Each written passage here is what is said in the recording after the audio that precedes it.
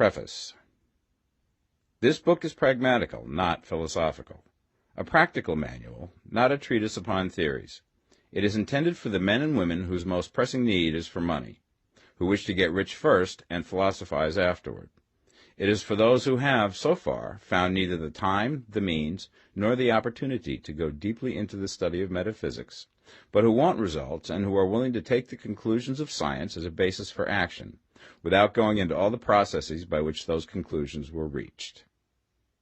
It is expected that the reader will take the fundamental statements upon faith, just as he would take statements concerning a law of electrical action if they were promulgated by a Marconi or an Edison, and, taking the statements upon faith, that he will prove their truth by acting upon them without fear or hesitation. Every man or woman who does this will certainly get rich, for the science herein applied is an exact science, and failure is impossible. For the benefit, however, of those who wish to investigate philosophical theories and so secure a logical basis for faith, I will here cite certain authorities. The monistic theory of the universe, the theory that one is all and that all is one, that one substance manifests itself as the seeming many elements of the material world, is of Hindu origin and has been gradually winning its way into the thought of the Western world for 200 years.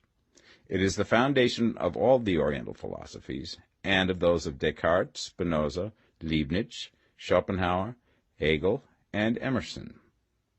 The reader who would dig to the philosophical foundations of this is advised to read Hegel and Emerson for himself. In writing this book, I have sacrificed all other considerations to plainness and simplicity of style, so that all might understand. The plan of action laid down herein was deduced from the conclusions of philosophy. It has been thoroughly tested and bears the supreme test of practical experiment. It works. If you wish to know how the conclusions were arrived at, read the writings of the authors mentioned above.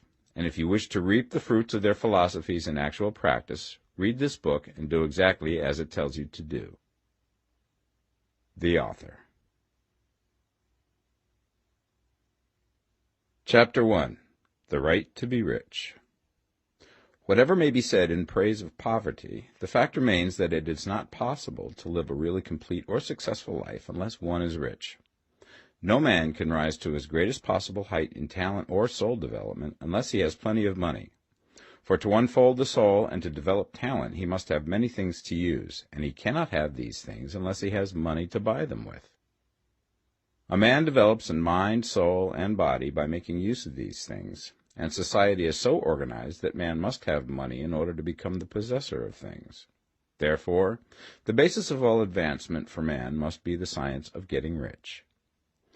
The object of all life is development, and everything that lives has an inalienable right to all the development it is capable of attaining.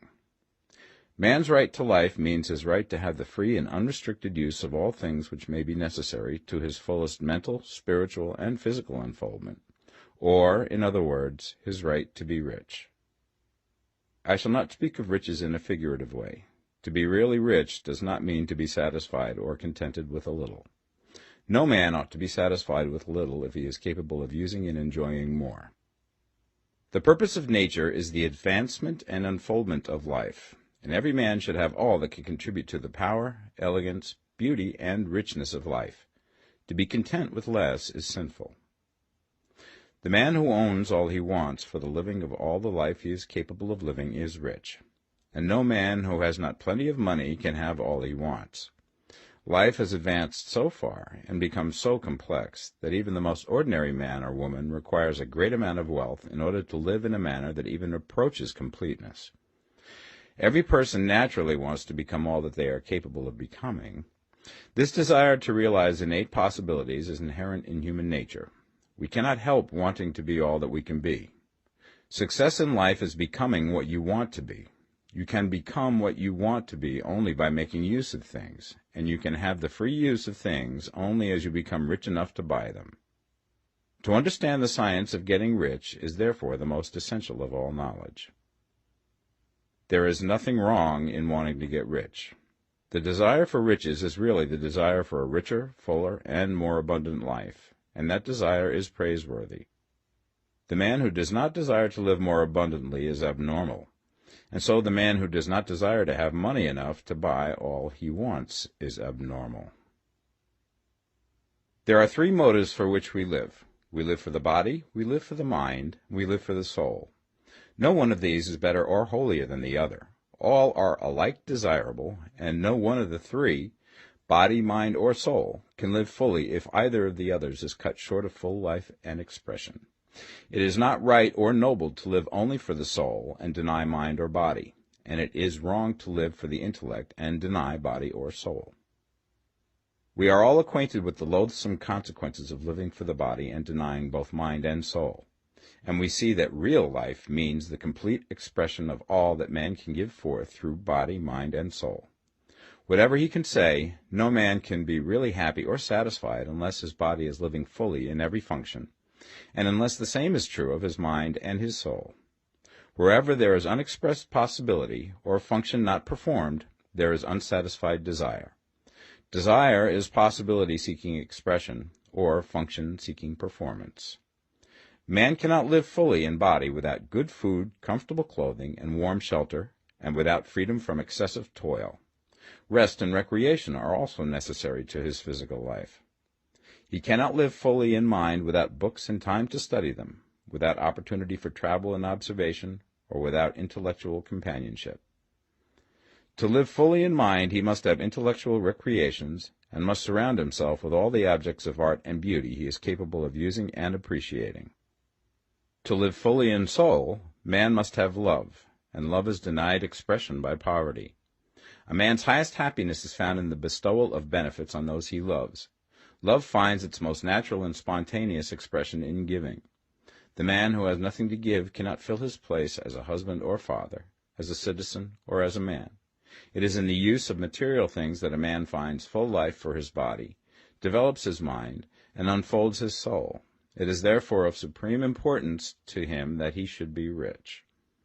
It is perfectly right that you should desire to be rich.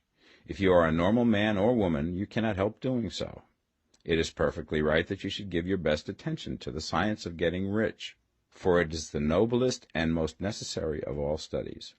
If you neglect this study, you are derelict in your duty to yourself, to God, and humanity, for you can render to God and humanity no greater service than to make the most of yourself. Chapter 2.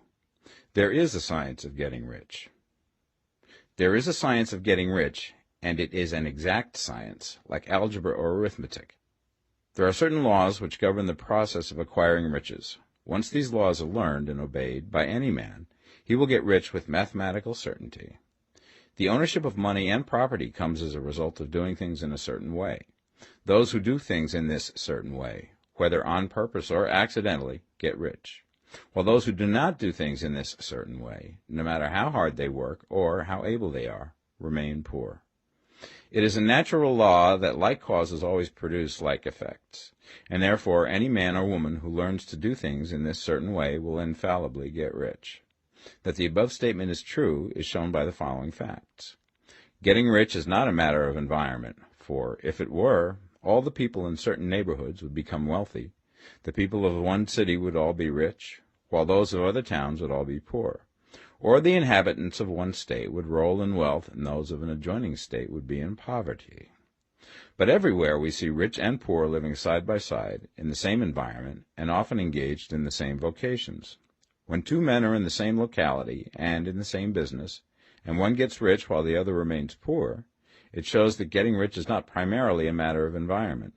Some environments may be more favorable than others, but when two men in the same business are in the same neighborhood, and one gets rich while the other fails, it indicates that getting rich is the result of doing things in a certain way. And further, the ability to do things in this certain way is not due solely to the possession of talent, for many people who have great talent remain poor, while others who have very little talent get rich. Studying the people who have gotten rich, we find that they are an average lot in all respects, having no greater talents and abilities than other men. It is evident that they do not get rich because they possess talents and abilities that other men have not, but because they happen to do things in a certain way. Getting rich is not the result of saving or thrift. Many very penurious people are poor, while free spenders often get rich. Nor is getting rich due to doing things which others fail to do.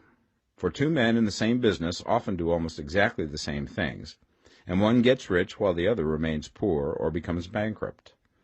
From all these things, we must come to the conclusion that getting rich is the result of doing things in a certain way. If getting rich is the result of doing things in a certain way, then any man or woman who can do things in that way can become rich, and the whole matter is brought within the domain of exact science. The question arises here whether this certain way may not be so difficult that only a few may follow it. This cannot be true, as we have seen, so far as natural ability is concerned. Talented people get rich, and blockheads get rich. Intellectually brilliant people get rich, and very stupid people get rich. Physically strong people get rich, and weak and sickly people get rich. Some degree of ability to think and understand is, of course, essential. But insofar natural ability is concerned, any man or woman who has sense enough to read and understand these words can certainly get rich. Also, we have seen that it is not a matter of environment. Location counts for something. One would not go to the heart of the Sahara and expect to do successful business. Getting rich involves the necessity of dealing with men and of being where there are people to deal with. And if these people are inclined to deal in the way that you want to deal, so much the better. But that is about as far as environment goes. If anybody else in your town can get rich, so can you. And if anybody else in your state can get rich, so can you. Again, it is not a matter of choosing some particular business or profession. People get rich in every business and in every profession, while their next-door neighbors in the same vocation remain in poverty. It is true that you will do best in a business which you like and which is congenial to you. And if you have certain talents which are well developed, you will do best in a business which calls for the exercise of those talents. Also, you will do best in a business which is suited to your locality. An ice cream parlor would do better in a warm climate than in Greenland, and a salmon fishery will succeed better in the Northwest than in Florida, where there are no salmon. But aside from these general limitations, getting rich is not dependent upon your engaging in some particular business, but upon your learning to do things in a certain way. If you are now in business and anybody else in your locality is getting rich in the same business, while you are not getting rich, it is because you are not doing things in the same way that the other person is doing them. No one is prevented from getting rich by lack of capital. True, as you get capital, the increase becomes more easy and rapid, but one who has capital is already rich and does not need to consider how to become so. No matter how poor you may be, if you begin to do things in a certain way, you will begin to get rich, and you will begin to have capital. The getting of capital is a part of the process of getting rich, and it is a part of the result which invariably follows the doing of things in the certain way. You may be the poorest man on the continent and be deeply in debt. You may have neither friends, influence, nor resources, but if you begin to do things in this way, you must infallibly begin to get rich, for the like causes must produce like effects. If you have no capital, you can get capital. If you're in the wrong business, you can get into the right business. If you're in the wrong location, you can go to the right location, and you can do so by beginning in your present business and in your present location to do things in the certain way which causes success. Chapter 3. Is Opportunity Monopolized? No man is kept poor because opportunity has been taken away from him, because other people have monopolized the wealth and have put a fence around it. You may be shut off from engaging in business in certain lines, but there are other channels open to you. Probably it would be hard for you to get control of any of the great railroad systems. That field is pretty well monopolized, but the electric railway business is still in its infancy and offers plenty of scope for enterprise. And it will be but a very few years until traffic and transportation through the air will become a great industry, and in all its branches will give employment to hundreds of thousands and perhaps to millions of people. Why not turn your attention to the development of aerial transportation, instead of competing with J.J. Hill and others for a chance in the steam railway world? It is quite true that if you are a working man in the employ of the Steel Trust, you have very little chance of becoming the owner of the plant in which you work. But it is also true that if you will commence to act in a certain way, you can soon leave the employ of the Steel Trust. You can buy a farm from 10 to 40 acres and engage in business as a producer of foodstuffs. There is great opportunity at this time for men who will live upon small tracts of land and cultivate the same intensively. Such men will certainly get rich.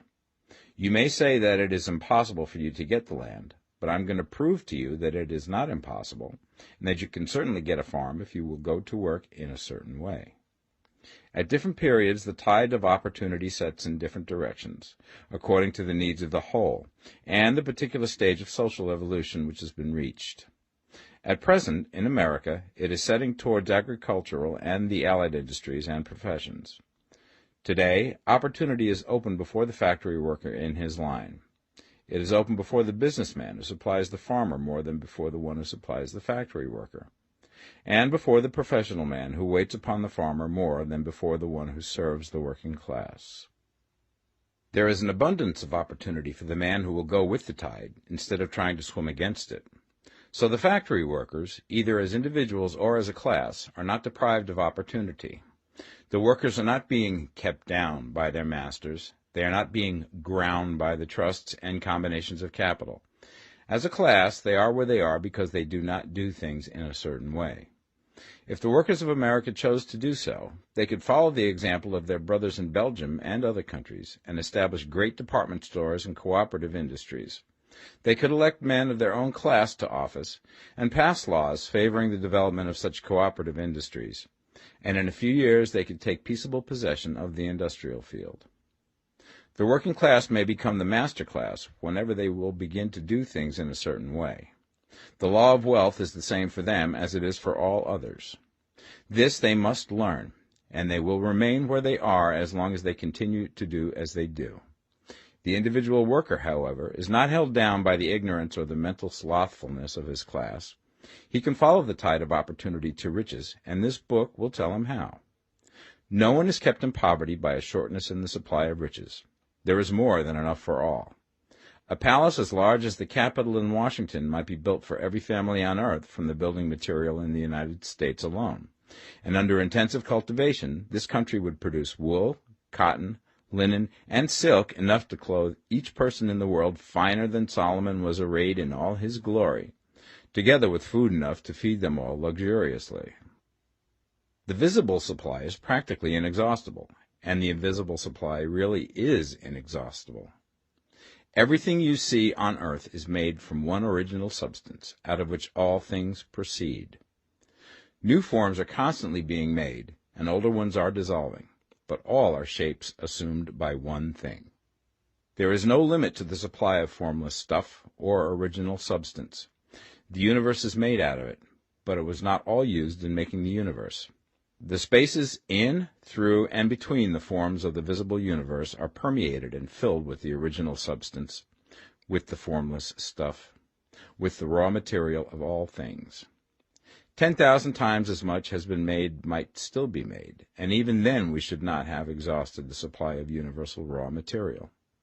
No man, therefore, is poor because nature is poor, or because there is not enough to go around. Nature is an inexhaustible storehouse of riches. The supply will never run short.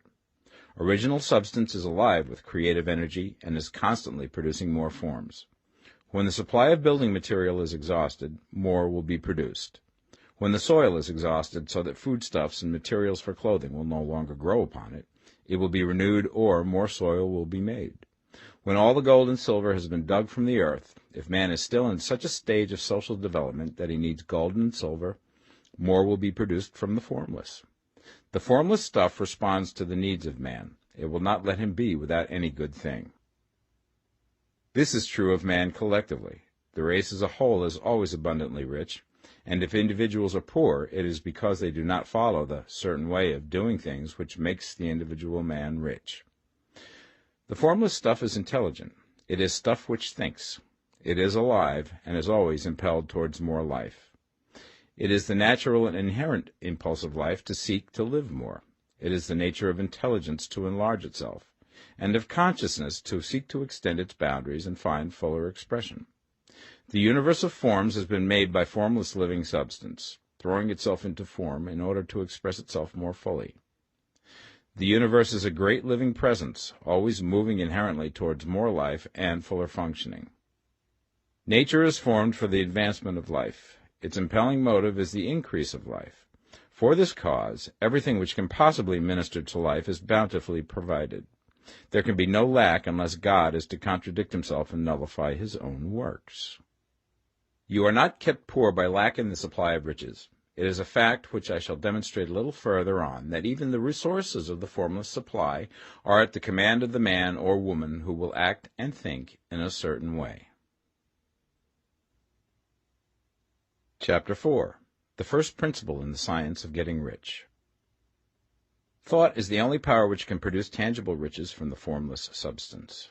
The stuff from which all things are made is a substance which thinks, and a thought of form in this substance produces the form. Original substance moves according to its thoughts. Every form and process you see in nature is the visible expression of a thought in original substance. As the formless stuff thinks of a form, it takes that form. As it thinks of a motion, it makes that motion. That is the way all things were created. We live in a thought world, which is part of a thought universe. The thought of a moving universe extended through formless substance, and the thinking stuff moving according to that thought, took the form of systems of planets and maintains that form. Thinking substance takes the form of its thought and moves according to that thought. Holding the idea of a circling system of suns and worlds, it takes the form of these bodies and moves them as it thinks. Thinking the form of a slow-growing oak tree, it moves accordingly and produces the tree, though centuries may be required to do the work. In creating, the formless seems to move according to the lines of motion it has established. The thought of an oak tree does not cause the instant formation of a full-grown tree, but it does start in motion the forces which will produce the tree, along established lines of growth. Every thought of form held in thinking substance causes the creation of the form, but always, or at least generally, along lines of growth and action already established. The thought of a house of a certain construction, if it were impressed upon formless substance, might not cause the instant formation of the house, but it would cause the turning of creative energies already working in trade and commerce into such channels as to result in the speedy building of the house. And if there were no existing channels through which the creative energy could work, then the house would be formed directly from primal substance, without waiting for the slow processes of the organic and inorganic world. No thought of form can be impressed upon original substance without causing the creation of the form. Man is a thinking center and can originate thought. All the forms that man fashions with his hands must first exist in his thought. He cannot shape a thing until he has thought that thing. And so far, man has confined his efforts wholly to the work of his hands. He has applied manual labor to the world of forms, seeking to change or modify those already existing. He has never thought of trying to cause the creation of new forms by impressing his thoughts upon formless substance. When man has a thought form, he takes material from the forms of nature and makes an image of the form which is in his mind. He has so far made little or no effort to cooperate with formless intelligence, to work with the Father. He has not dreamed that he can do what he seeth the Father doing. Man reshapes and modifies existing forms by manual labor. He has given no attention to the question whether he may not produce things from formless substance by communicating his thoughts to it. We propose to prove that he may do so, to prove that any man or woman may do so, and to show how. As our first step, we must lay down the three fundamental propositions. First, we assert that there is one original formless stuff, or substance, from which all things are made. All the seemingly many elements are but different presentations of one element. All the many forms found in organic and inorganic nature are but different shapes made from the same stuff. And this stuff is thinking stuff. A thought held in it produces the form of the thought. Thought, in thinking substance, produces shapes. Man is a thinking center, capable of original thought. If a man can communicate his thought to original thinking substance, he can cause the creation or formation of the thing he thinks about. To summarize this, there is a thinking stuff from which all things are made, and which, in its original state, permeates, penetrates, and fills the interspaces of the universe. A thought in this substance produces the thing that is imaged by the thought. Man can form things in his thought, and, by impressing his thought upon formless substance, can cause the thing he thinks about to be created. It may be asked if I can prove these statements, and without going into details, I answer that I can do so, both by logic and experience. Reasoning back from the phenomena of form and thought, I come to one original thinking substance. And reasoning forward from that thinking substance, I come to man's power to cause the formation of the thing he thinks about. And by experiment, I find the reasoning true. And this is my strongest proof. If one man who reads this book gets rich by doing what it tells him to do, that is evidence in support of my claim. But if every man who does what it tells him to do gets rich, that is proof positive until someone goes through the process and fails. The theory is true until the process fails, and this process will not fail. For every man who does exactly what this book tells him to do will get rich. I have said that men get rich by doing things in a certain way, and in order to do so, men must become able to think in a certain way. A man's way of doing things is the direct result of the way he thinks about things. To do things in a way that you want to do them, you will have to acquire the ability to think the way you want to think. This is the first step towards getting rich.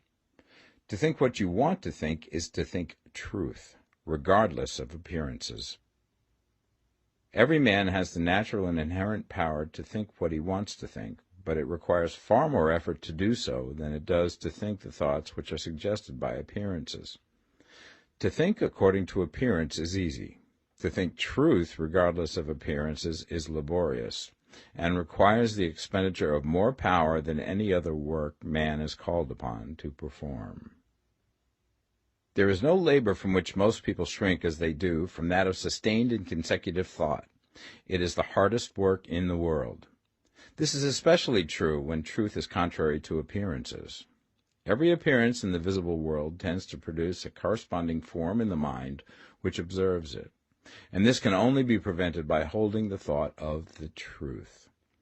To look upon the appearance of disease will produce the form of disease in your own mind and ultimately in your body, unless you hold the thought of the truth, which is that there is no disease. It is only an appearance, and the reality is health. To look upon the appearances of poverty will produce corresponding forms in your own mind, unless you hold to the truth that there is no poverty, there is only abundance.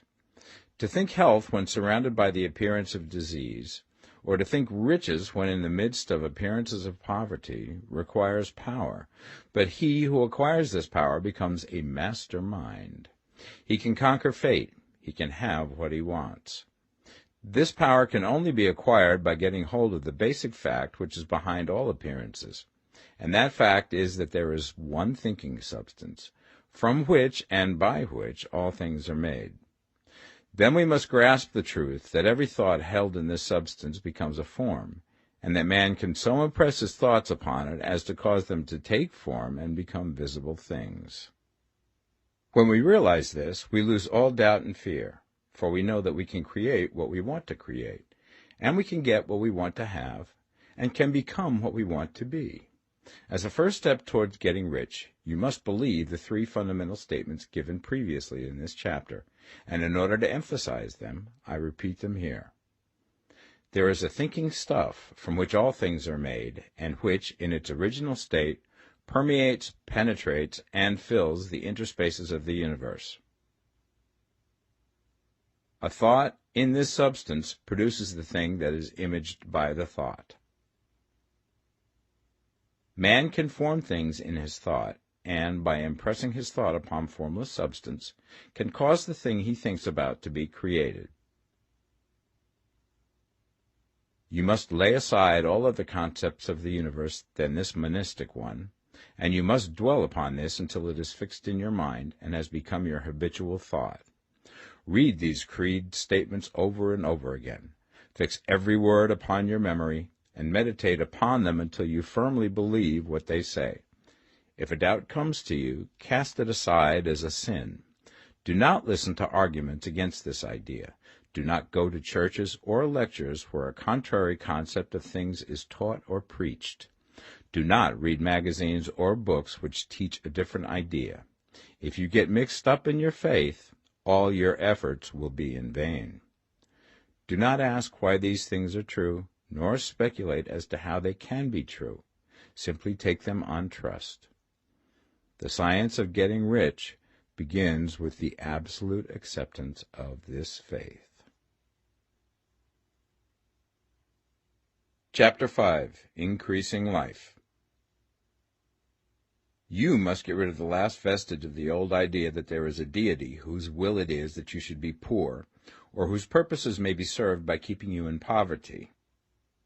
The intelligent substance which is all, and in all, which lives in all and lives in you, is a consciously living substance. Being a consciously living substance, it must have the nature and inherent desire of every living intelligence for increase of life. Every living thing must continually seek for the enlargement of its life, because life, in the mere act of living, must increase itself. A seed, dropped into the ground, springs into activity, and in the act of living produces 100 more seeds. Life, by living, multiplies itself. It is forever becoming more. It must do so if it continues to be at all. Intelligence is under the same necessity for continuous increase. Every thought we think makes it necessary for us to think another thought. Consciousness is continually expanding. Every fact we learn leads us to the learning of another fact. Knowledge is continually increasing. Every talent we cultivate brings to the mind the desire to cultivate another talent. We are subject to the urge of life, seeking expression, which ever drives us on to know more, to do more, and to be more. In order to know more, do more, and be more, we must have more. We must have things to use, for we learn and do and become only by using things. We must get rich so that we can live more. The desire for riches is simply the capacity for larger life seeking fulfillment. Every desire is the effort of an unexpressed possibility to come into action. It is power seeking to manifest which causes desire. That which makes you want more money is the same as that which makes the plant grow. It is life, seeking fuller expression. The one living substance must be subject to this inherent law of all life. It is permeated with the desire to live more. That is why it is under the necessity of creating things. The one substance desires to live more in you. Hence, it wants you to have all the things you can use. It is the desire of God that you should get rich. He wants you to get rich because he can express himself better through you if you have plenty of things to use in giving him expression. He can live more in you if you have unlimited command of the means of life. The universe desires you to have everything you want to have. Nature is friendly to your plans. Everything is naturally for you. Make up your mind that this is true. It is essential, however, that your purpose should harmonize with the purpose that is in all. You must want real life, not mere pleasure of sensual gratification. Life is the performance of function, and the individual really lives only when he performs every function, physical, mental, and spiritual, of which he is capable, without excess in any. You do not want to get rich in order to live swinishly, for the gratification of animal desires, that is not life. But the performance of every physical function is a part of life, and no one lives completely who denies the impulses of the body a normal and healthful expression.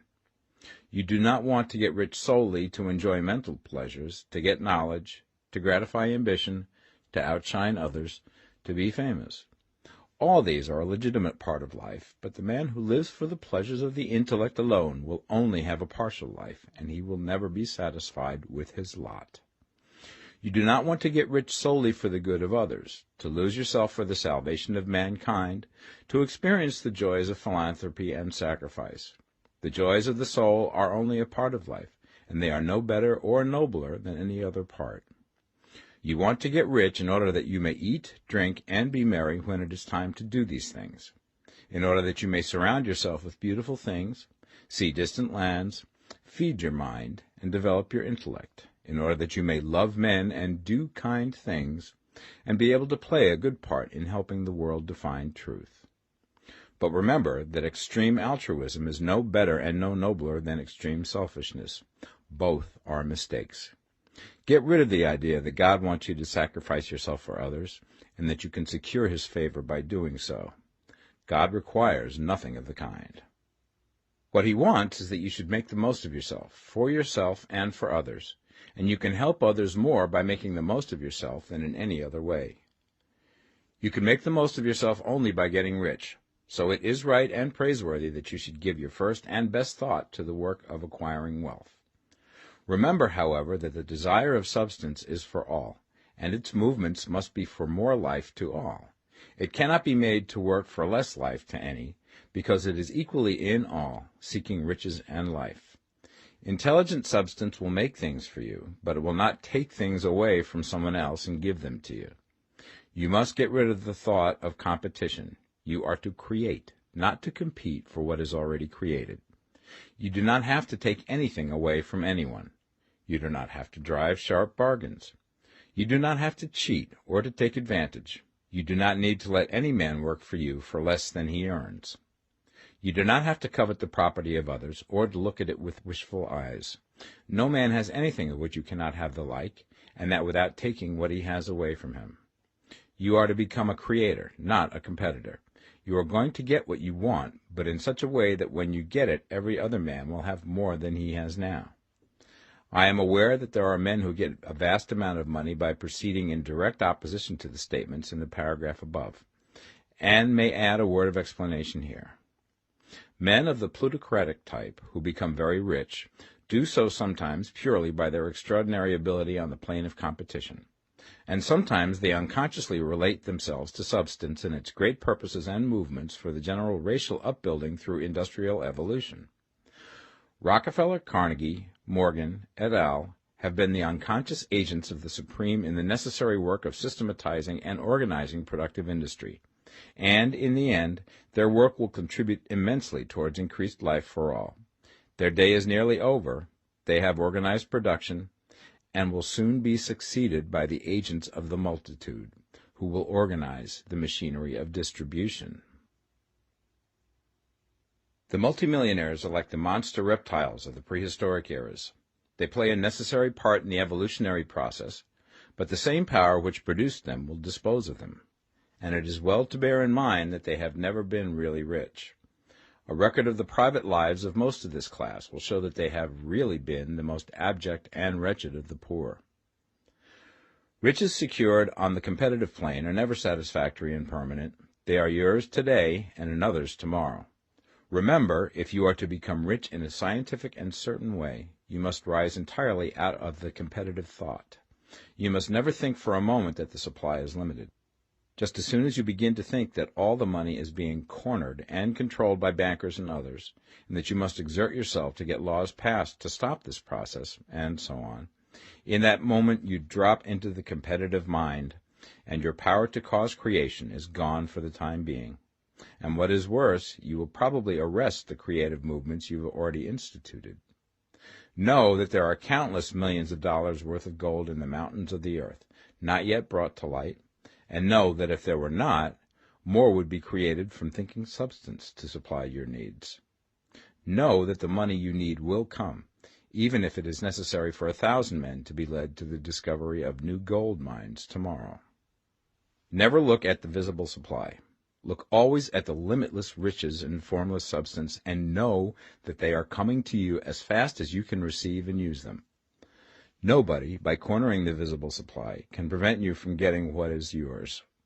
So never allow yourself to think for an instant that all the best building spots will be taken before you get ready to build your house, unless you hurry.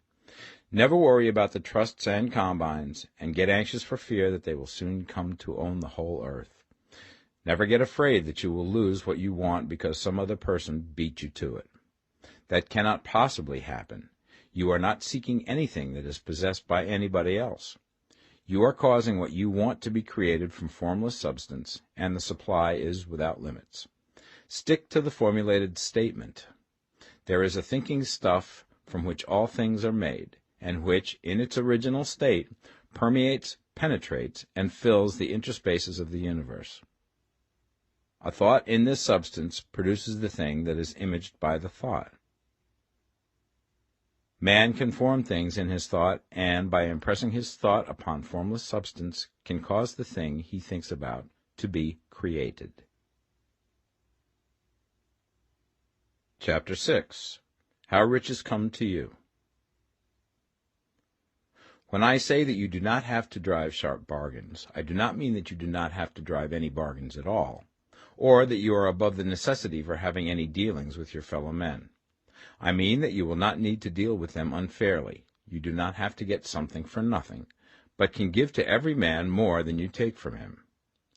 You cannot give every man more in cash market value than you take from him, but you can give him more in use value than the cash value of the thing you take from him. The paper, ink, and other material in this book may not be worth the money you pay for it, but if the ideas suggested by it bring you thousands of dollars, you have not been wronged by those who sold it to you. They have given you a great use value for a small cash value. Let us suppose that I own a picture by one of the great artists, which in any civilized community is worth thousands of dollars. I take it to Baffin Ray, and by salesmanship induce an Eskimo to give a bundle of furs worth $500 for it. I have really wronged him, for he has no use for the picture. It has no value to him. It will not add to his life. But suppose I give him a gun worth $50 for his furs. Then he has made a good bargain. He has use for the gun. It will get him many more furs and much food. It will add to his life in every way. It will make him rich. When you rise from the competitive to the creative plane, you can scan your business transactions very strictly, and if you are selling any man anything which does not add more to his life than the thing he gives you in exchange, you can afford to stop it. You do not have to beat anybody in business, and if you are in a business which does beat people, get out of it at once. Give every man more in use value than you take from him in cash value. Then you are adding to the life of the world by every business transaction. If you have people working for you, you must take from them more in cash value than you pay them in wages. But you can so organize your business that it will be filled with the principle of advancement, and so that each employee who wishes to do so may advance a little every day. You can make your business do for your employees what this book is doing for you. You can so conduct your business that it will be a sort of ladder, by which every employee who will take the trouble may climb to riches himself, and, given the opportunity, if he will not do so, it is not your fault. And finally, because you are to cause the creation of your riches from formless substance which permeates all your environment, it does not follow that they are to take shape from the atmosphere and come into being before your eyes. If you want a sewing machine, for instance, I do not mean to tell you that you are to impress the thought of a sewing machine on thinking substance until the machine is formed without hands, in the room where you sit or elsewhere. But if you want a sewing machine, hold the mental image of it with the most positive certainty that it is being made, or is on its way to you. After once forming the thought, have the most absolute and unquestioning faith that the sewing machine is coming. Never think of it, or speak of it, in any other way than as being sure to arrive. Claim it as already yours. It will be brought to you by the power of the Supreme Intelligence, acting upon the minds of men. If you live in Maine, it may be that a man will be brought from Texas or Japan to engage in some transaction which will result in your getting what you want. If so, the whole matter will be as much to that man's advantage as it is to yours. Do not forget for a moment that the thinking substance is through all, in all, communicating with all, and can influence all. The desire of thinking substance for a fuller life and better living has caused the creation of all the sewing machines already made, and it can cause the creation of millions more, and will, whenever men set it in motion by desire and faith, and by acting in a certain way. You can certainly have a sewing machine in your house, and it is just as certain that you can have any other thing or things which you want, and which you will use for the advancement of your own life and the lives of others. You need not hesitate about asking largely. It is your Father's pleasure to give you the kingdom, said Jesus. Original substance wants to live all that is possible in you, and wants you to have all that you can or will use for the living of the most abundant life. If you fix upon your consciousness the fact that the desire you feel for the possession of riches is one with a desire of omnipotence for more complete expression, your faith becomes invincible. Once I saw a little boy sitting at a piano, and vainly tried to bring harmony out of the keys, and I saw that he was grieved and provoked by his inability to play real music. I asked him the cause of his vexation, and he answered, "I can feel the music in me, but I can't make my hands go right." The music in him was the urge of original substance, containing all the possibilities of all life. All that there is of music was seeking expression through the child. God, the one substance, is trying to live and do and enjoy things through humanity. He is saying, I want hands to build wonderful structures, to play divine harmonies, to paint glorious pictures. I want feet to run my errands, eyes to see my beauties, tongues to tell mighty truths and to sing marvelous songs, and so on. All that there is of possibility is seeking expression through men. God wants those who can play music to have pianos and every other instrument, and to have the means to cultivate their talents to the fullest extent. He wants those who can appreciate beauty to be able to surround themselves with beautiful things. He wants those who can discern truth to have every opportunity to travel and observe. He wants those who can appreciate dress to be beautifully clothed, and those who can appreciate good food to be luxuriously fed. He wants all these things because it is himself that enjoys and appreciates them. It is God who wants to play and sing and enjoy beauty and proclaim truth and wear fine clothes and eat good food. It is God that worketh in you to will and to do, said Paul. The desire you feel for riches is the infinite, seeking to express himself in you as he sought to find expression in the little boy at the piano.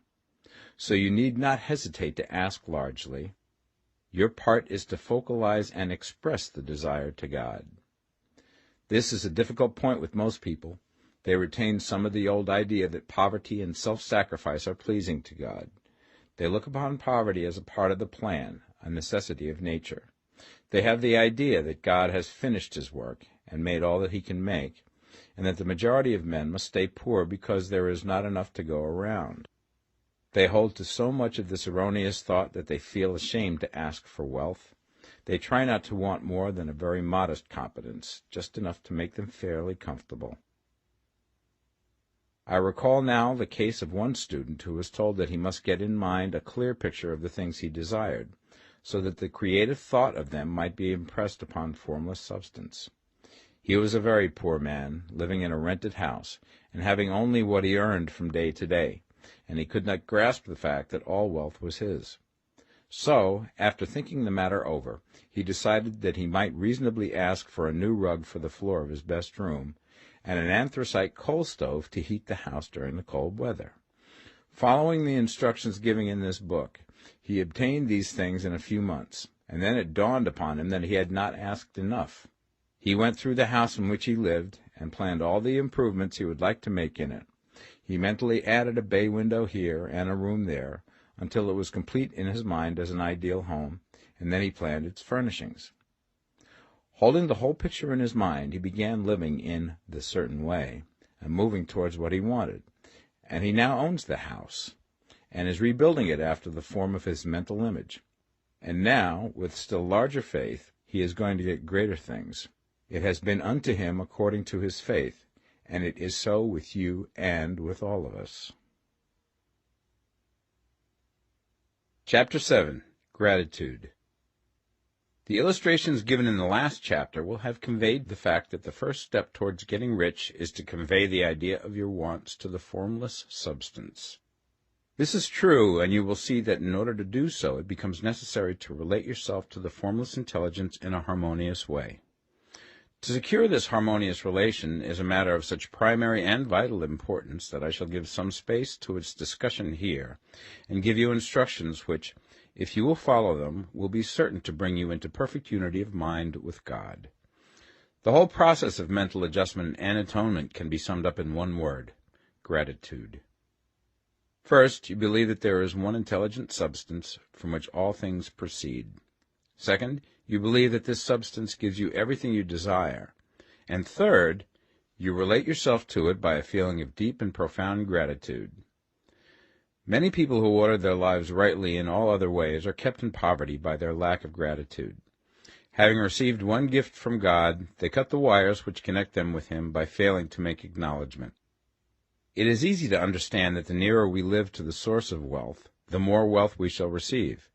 And it is easy also to understand that the soul that is always grateful lives in closer touch with God than the one which never looks to him in thankful acknowledgment. The more gratefully we fix our minds on the Supreme when good things come to us, the more good things we will receive, and the more rapidly they will come. And the reason simply is that the mental attitude of gratitude draws the mind into closer touch with the source from which the blessings come. If it is a new thought to you that gratitude brings your whole mind into closer harmony with the creative energies of the universe, Consider it well, and you will see that it is true. The good things you already have come to you along the line of obedience to certain laws. Gratitude will lead your mind out along the ways by which things come, and it will keep you in close harmony with creative thought and prevent you from falling into competitive thought. Gratitude alone can keep you looking toward the all, and prevent you from falling into the error of thinking of the supply as limited, and to do that would be fatal to your hopes. There is a law of gratitude, and it is absolutely necessary that you should observe the law if you are to get the results you seek. The law of gratitude is the natural principle that action and reaction are always equal, and in opposite directions. The grateful outreaching of your mind in thankful praise to the Supreme is a liberation or expenditure of force. It cannot fail to reach that to which it is addressed, and the reaction is an instantaneous movement towards you. Draw nigh unto God, and he will draw nigh unto you. That is a statement of psychological truth. And if your gratitude is strong and constant, the reaction in formless substance will be strong and continuous. The movement of the things you want will always be towards you. Notice the grateful attitude that Jesus took, how he always seemed to be saying, I thank thee, Father, that thou hearest me. You cannot exercise much power without gratitude, for it is gratitude that keeps you connected with power. But the value of gratitude does not consist solely in getting you more blessings in the future. Without gratitude, you cannot long keep from dissatisfied thought regarding things as they are. The moment you permit your mind to dwell with dissatisfaction upon things as they are, you begin to lose ground. You fix attention upon the common, the ordinary, the poor, and the squalid and mean, and your mind takes the form of these things. Then you will transmit these forms or mental images to the formless, and the common, the poor, the squalid, and mean will come to you. To permit your mind to dwell upon the inferior is to become inferior, and to surround yourself with inferior things. On the other hand, to fix your attention on the best is to surround yourself with the best, and to become the best. The creative power within us makes us into the image of that to which we give our attention. We are thinking substance, and thinking substance always takes the form of that which it thinks about. The grateful mind is constantly fixed upon the best. Therefore it tends to become the best. It takes the form or character of the best and will receive the best. Also, faith is born of gratitude. The grateful mind continually expects good things, and expectation becomes faith. The reaction of gratitude upon one's own mind produces faith, and every outgoing wave of grateful thanksgiving increases faith. He who has no feeling of gratitude cannot long retain a living faith, and without a living faith you cannot get rich by the creative method, as we shall see in the following chapters.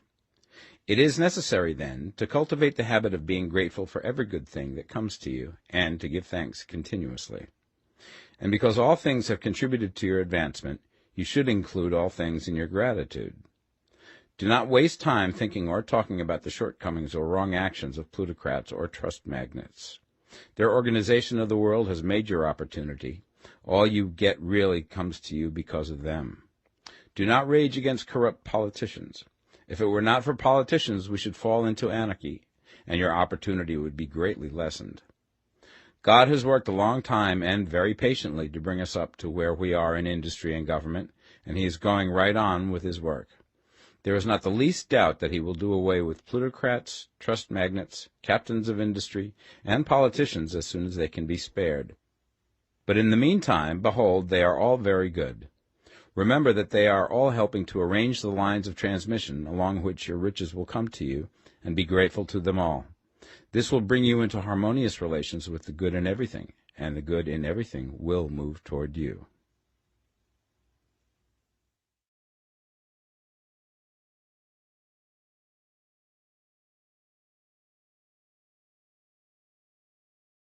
The Science of Getting Rich, Part 2. Chapter 8. Thinking in the Certain Way. You must form a clear and definite mental picture of what you want. You cannot transmit an idea unless you have it yourself. You must have it before you can give it, and many people fail to impress thinking substance because they have themselves only a vague and misty concept of the things they want to do, to have, or to become. It is not enough that you should have a general desire for wealth to do good with. Everybody has that desire. It is not enough that you should have a wish to travel, see things, live more, etc. Everybody has those desires also. If you were going to send a wireless message to a friend, you would not send the letters of the alphabet in their order and let him construct the message for himself, nor would you take words at random from the dictionary. You would send a coherent sentence, one which meant something. When you try to impress your wants upon substance, remember that it must be done by a coherent statement. You must know what you want and be definite. You can never get rich or start the creative power into action by sending out unformed longings and vague desires. Go over your desires just as the man I have described went over his house. See just what you want and get a clear mental picture of it as you wish it to look when you get it. That clear mental picture you must have continually in mind, as the sailor has in mind the port towards which he is sailing the ship. You must keep your face towards it all the time. You must no more lose sight of it than the steersman loses sight of the compass. It is not necessary to take exercises in concentration, nor to set apart special times for prayer and affirmation, nor to go into the silence, nor to do occult stunts of any kind. There things are well enough, but all you need is to know what you want, and to want it badly enough so that it will stay in your thoughts. Spend as much of your leisure time as you can in contemplating your picture, but no one needs to take exercises to concentrate his mind on a thing which he really wants. It is the things you do not really care about which require effort to fix your attention upon them. And unless you really want to get rich, so that the desire is strong enough to hold your thoughts directly to the purpose, as the magnetic pole holds the needle of the compass, it will hardly be worthwhile for you to try to carry out the instructions given in this book. The methods herein set forth are for people whose desire for riches is strong enough to overcome mental laziness and the love of ease, and make them work. The more clear and definite you make your pictures then, and the more you dwell upon it, bringing out all of its delightful details, the stronger your desire will be, and the stronger your desire, the easier it will be to hold your mind fixed upon the picture of what you want. Something more is necessary, however, than merely to see the picture clearly. If that is all you do, you are only a dreamer, and will have little or no power for accomplishment. Behind your clear vision must be the purpose to realize it, to bring it out in tangible expression.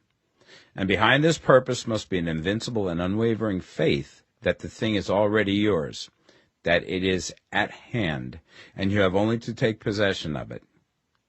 Live in the new house mentally until it takes form around you physically. In the mental realm, enter at once into full enjoyment of the things you want.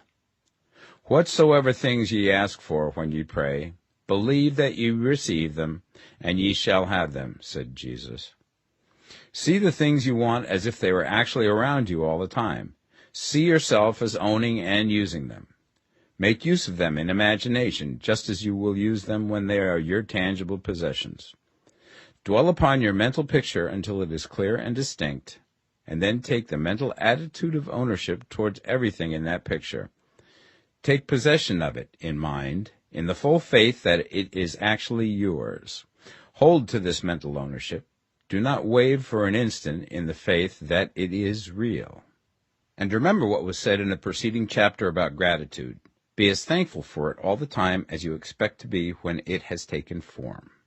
The man who can sincerely thank God for the things which as yet he owns only in imagination has real faith. He will get rich.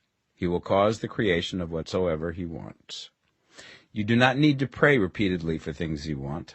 It is not necessary to tell God about it every day. Use not vain repetitions as the heathens do, said Jesus to his pupils. For your Father knoweth that ye have need of these things before ye ask him. Your part is to intelligently formulate your desires for the things which make for a larger life, and to get these desires arranged into a coherent whole, and then to impress this whole desire upon the formless substance, which has the power and the will to bring you what you want. You do not make this impression by repeating strings of words. You make it by holding the vision with unshakable purpose to attain it, and with steadfast faith that you do attain it. The answer to your prayer is not according to your faith while you are talking, but according to your faith while you are working. You cannot impress the mind of God by having a special Sabbath day set apart to tell him what you want, and then forgetting him during the rest of the week. You cannot impress him by having special hours to go into your closet and pray, if you then dismiss the matter from your mind until the hour of prayer comes again. Oral prayer is well enough, and has its effect, especially upon yourself, in clarifying your vision and strengthening your faith. But it is not your oral petitions which get you what you want. In order to get rich, you do not need a sweet hour of prayer. You need to pray without ceasing. And by prayer I mean holding steadily to your vision, with the purpose to cause its creation into solid form, and the faith that you are doing so. Believe that ye receive them. The whole matter turns on receiving, once you have clearly formed your vision. When you have formed it, it is well to make an oral statement, addressing the Supreme in reverent prayer, and from that moment you must, in mind, receive what you ask for. Live in the new house, wear the fine clothes, ride in the automobile, go on the journey, and confidently plan for greater journeys. Think and speak of all things you have asked for in terms of actual present ownership. Imagine an environment and a financial condition exactly as you want them, and live all the time in that imaginary environment and financial condition. Mind, however, that you do not do this as a mere dreamer and castle builder. Hold to the faith that the imaginary is being realized, and to the purpose to realize it. Remember that it is faith and purpose in the use of imagination which makes the difference between the scientist and the dreamer. And having learned this fact, it is here that you must learn the proper use of the will. Chapter 9. How to Use the Will. To set about getting rich in a scientific way, you do not try to apply your willpower to anything outside of yourself. You have no right to do so anyway. It is wrong to apply your will to other men and women in order to get them to do what you wish done. It is as flagrantly wrong to coerce people by mental power as it is to coerce them by physical power. If compelling people by physical force to do things for you reduces them to slavery, compelling them by mental means accomplishes exactly the same thing. The only difference is in methods. If taking things from people by physical force is robbery, then taking things by mental force is robbery also. There is no difference in principle. You have no right to use your willpower upon another person, even for his own good, for you do not know what is for his good. The science of getting rich does not require you to apply power or force to any other person in any way whatsoever.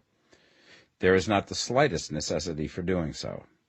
Indeed, any attempt to use your will upon others will only tend to defeat your purpose. You do not need to apply your will to things in order to compel them to come to you. That would simply be trying to coerce God, and would be foolish and useless, as well as irreverent. You do not have to compel God to give you good things, any more than you have to use your willpower to make the sun rise. You do not have to use your willpower to conquer an unfriendly deity, or to make stubborn and rebellious forces do your bidding. Substance is friendly to you, and is more anxious to give you what you want than you are to get it. To get rich, you need only to use your willpower upon yourself. When you know what to think and do, then you must use your will to compel yourself to think and do the right things. That is the legitimate use of the will in getting what you want, to use it in holding yourself to the right course. Use your will to keep yourself thinking and acting in the certain way. Do not try to project your will or thoughts or your mind out into space to act on things or people. Keep your mind at home. It can accomplish more there than elsewhere. Use your mind to form a mental image of what you want and to hold that vision with faith and purpose, and use your will to keep your mind working in the right way. The more steady and continuous your faith and purpose, the more rapidly you will get rich, because you will make only positive impressions upon substance, and you will not neutralize or offset them by negative impressions. The picture of your desires, held with faith and purpose, is taken up by the formless and permeates it to great distances throughout the universe, for all I know. As this impression spreads, all things are set moving towards its realizations. Every living thing, every inanimate thing, and the things yet uncreated are stirred towards bringing into being that which you want. All forces begin to be exerted in that direction. All things begin to move towards you. The minds of people everywhere are influenced towards doing the things necessary to the fulfilling of your desires, and they work for you unconsciously. But you can check all this by starting a negative impression in the formless substance. Doubt or unbelief is as certain to start a movement away from you as faith and purpose are to start one toward you. It is by not understanding this that most people who try to make use of mental science in getting rich make their failure. Every hour and moment you spend in giving heeds to doubts and fears. Every hour you spend in worry, every hour in which your soul is possessed by unbelief, sets a current away from you in the whole domain of intelligent substance. All the promises are unto them that believe, and unto them only. Notice how insistent Jesus was upon this point of belief, and now you know the reason why. Since belief is all important, it behooves you to guard your thoughts, and as your beliefs will be shaped to a very great extent by the things you observe and think about, it is important that you should command your attention. And here the will comes into use, for it is by your will that you determine upon what things your attention shall be fixed. If you want to become rich, you must not make a study of poverty. Things are not brought into being by thinking about their opposites. Health is never to be attained by studying disease and thinking about disease. Righteousness is not to be promoted by studying sin and thinking about sin. And no one ever got rich by studying poverty and thinking about poverty. Medicine as a science of disease has increased disease. Religion as a science of sin has promoted sin. And economics as a study of poverty will fill the world with wretchedness and want. Do not talk about poverty. Do not investigate it or concern yourself with it. Never mind what its causes are. You have nothing to do with them. What concerns you is the cure. Do not spend your time in charitable work or charity movements. All charity only tends to perpetuate the wretchedness it aims to eradicate. I do not say that you should be hard-hearted or unkind and refuse to hear the cry of need, but you must not try to eradicate poverty in any of the conventional ways. Put poverty behind you, and put all that pertains to it behind you, and make good. Get rich. That is the best way you can help the poor. And you cannot hold the mental image which is to make you rich if you fill your mind with pictures of poverty. Do not read books or papers which give circumstantial accounts of the wretchedness of the tenement dwellers, of the horrors of child labor, and so on. Do not read anything which fills your mind with gloomy images of want and suffering. You cannot help the poor in the least by knowing about these things, and the widespread knowledge of them does not tend at all to do away with poverty. What tends to do away with poverty is not getting the pictures of poverty into your mind, but getting pictures of wealth into the minds of the poor. You are not deserting the poor in their misery when you refuse to allow your mind to be filled with pictures of that misery. Poverty can be done away with, not by increasing the number of well-to-do people who think about poverty, but by increasing the number of poor people who purpose with faith to get rich. The poor do not need charity, they need inspiration. Charity only sends them a loaf of bread to keep them alive in their wretchedness, or give them an entertainment to make them forget for an hour or two. But inspiration will cause them to rise out of their misery. If you want to help the poor, demonstrate to them that they can become rich. Prove it by getting rich yourself. The only way in which poverty will ever be banished from this world is by getting a large and constantly increasing number of people to practice the teachings of this book. People must be taught to become rich by creation, not by competition. Every man who becomes rich by competition throws down behind him the ladder by which he rises and keeps others down. But every man who gets rich by creation opens a way for thousands to follow him and inspires them to do so. You are not showing hardness of heart or an unfeeling disposition when you refuse to pity poverty, see poverty, read about poverty, or think or talk about it, or to listen to those who do talk about it. Use your willpower to keep your mind off the subject of poverty and to keep it fixed with faith and purpose on the vision of what you want. Chapter 10. Further Use of the Will. You cannot retain a true and clear vision of wealth if you are constantly turning your attention to opposing pictures, whether they be external or imaginary. Do not tell of your past troubles of a financial nature, if you have had them. Do not think of them at all. Do not tell of the poverty of your parents, or the hardships of your early life. To do any of these things is to mentally class yourself with the poor for the time being, and it will certainly check the movement of things in your direction. Let the dead bury their dead, as Jesus said. Put poverty and all things that pertain to poverty completely behind you. You have accepted a certain theory of the universe as being correct, and are resting all your hopes of happiness on its being correct. And what can you gain by giving heed to conflicting theories? Do not read religious books which tell you that the world is soon coming to an end, and do not read the writing of muckrakers and pessimistic philosophers who tell you that it is going to the devil. The world is not going to the devil. It is going to God. It is wonderful becoming. True, there may be a good many things in existing conditions which are disagreeable, but what is the use of studying them when they are certainly passing away, and when the study of them only tends to check their passing and keep them with us? Why give time and attention to things which are being removed by evolutionary growth, when you can hasten their removal only by promoting the evolutionary growth as far as your part of it goes? No matter how horrible and seeming may be the conditions in certain countries, sections, or places, you waste your time and destroy your own chances by considering them. You should interest yourself in the world's becoming rich. Think of the riches in the world as coming to, instead of the poverty it is growing out of. And bear in mind that the only way in which you can assist the world in growing rich is by growing rich yourself through creative method, not the competitive one. Give your attention wholly to riches. Ignore poverty.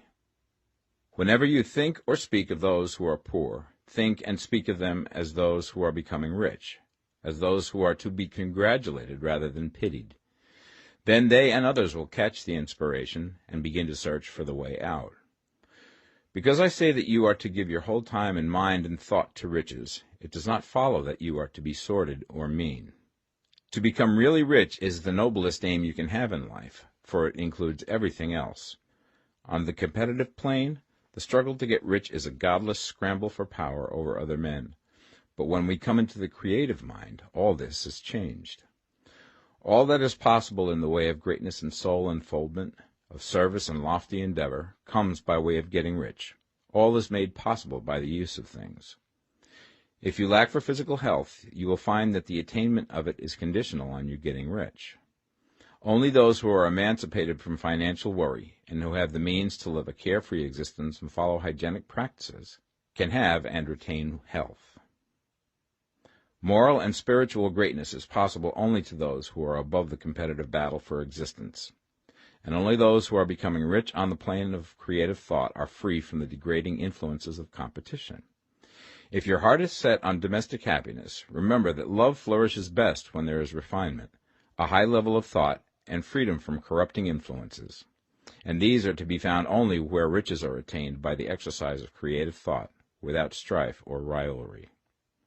You can aim at nothing so great or noble, I repeat, as to become rich, and you must fix your attention upon your mental picture of riches, to the exclusion of all that may tend to dim or obscure the vision.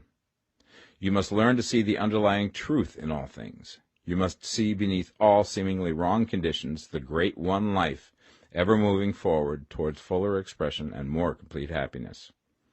It is the truth that there is no such thing as poverty, that there is only wealth. Some people remain in poverty because they are ignorant of the fact that there is wealth for them, and these can best be taught by showing them the way to affluence in your own person and practice. Others are poor because, while they feel that there is a way out, they are too intellectually indolent to put forth the mental effort necessary to find that way and by travel it. Others still are poor because, while they have some notion of science, they have become so swamped and lost in the maze of metaphysical and occult theories that they do not know which road to take. They try a mixture of many systems and fail in all. For these, again, the very best thing to do is to show the right way in your own person and practice. An ounce of doing things is worth a pound of theorizing. The very best thing you can do for the whole world is to make the most of yourself.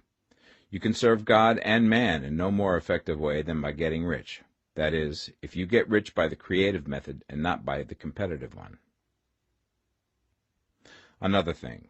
We assert that this book gives in detail the principles of the science of getting rich, and if that is true, you do not need to read any other book upon the subject.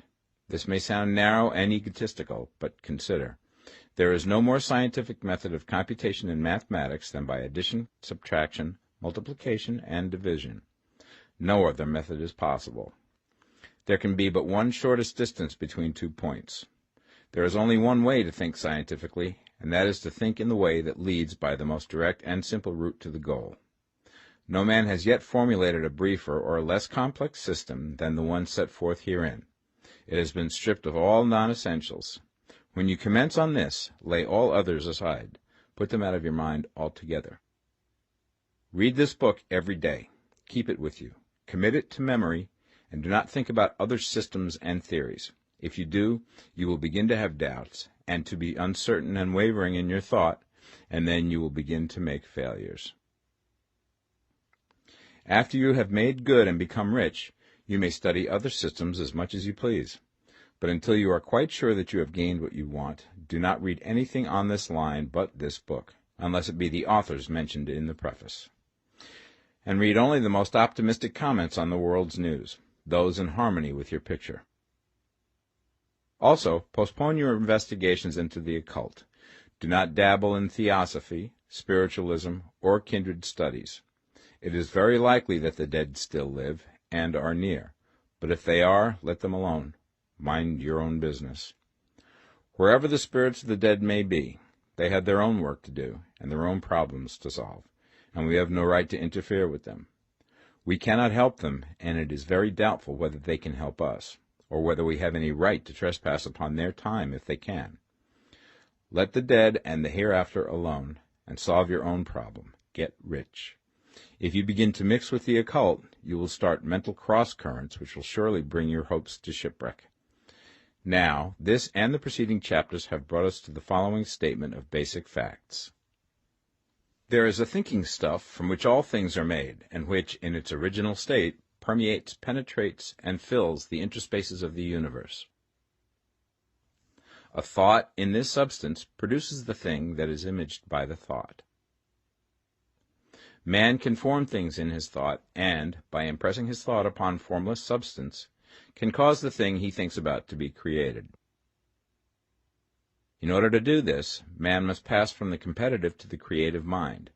He must form a clear mental picture of the things he wants, and hold this picture in his thoughts with the fixed purpose to get what he wants, and the unwavering faith that he does get what he wants, closing his mind against all that may tend to shake his purpose, dim his vision, or quench his faith.